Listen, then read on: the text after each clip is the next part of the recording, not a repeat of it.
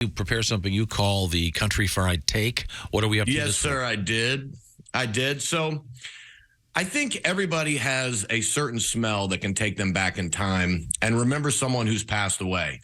Mine is the smell of coffee, cigarettes, and bacon frying. It puts me sitting with my grandpa at his kitchen table, and I was lucky enough to have a man like that in my life.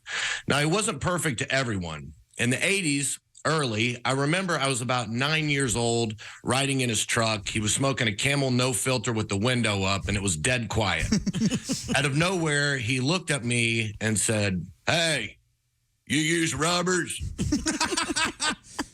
I was 9 years old. I was like, "You mean like galoshes, Grandpa, when it rains?" He goes, "No, I heard at the diner some airline stewardess from France had sex with a monkey, and now you're supposed to cover your wiener." We got back to the house, and I immediately went to my mom and said, "Hey, Mom, Grandpa said I need rubbers." Needless to say, she freaked out. "What did you say?" "Grandpa said some airline person did it with a monkey in France or something." "Oh, dear God. Daddy, come here." Now, that sounds so silly and uneducated, but think about how we reacted to the COVID outbreak when it first hit. "The government did it. China sells bats at their food lines. Ozzy Osbourne started this crap in the 80s.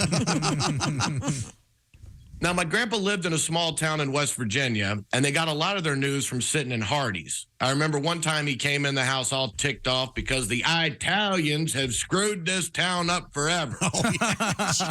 He's yelling, "It'll take forever to get through downtown now." There was one traffic light, by the way.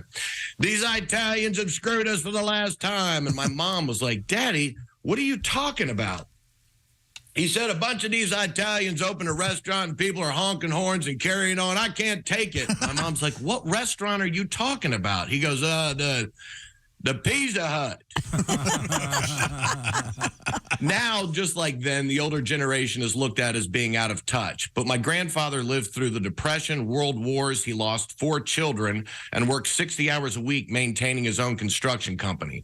He always took me to work with him. We built things in his shop, went hunting and fishing together, and I respected and loved him with all my heart. He was unwavering in his love of family, faith, and work ethic. And if I would have judged him on something he said, I would have missed out on the greatest memories and lessons of my life.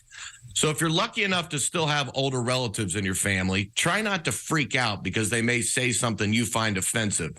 Nobody should be defined by just their words, but by their actions. And they've had more days on this earth than you and probably don't have as many left. One view doesn't define a man, a lifetime does. And I'd give everything I have in the world to get one more conversation smelling the cigarettes, coffee, and frying bacon at his kitchen table. I'm Reno, Collier, and that's my country fried take. Well, very nice. Very nice. And,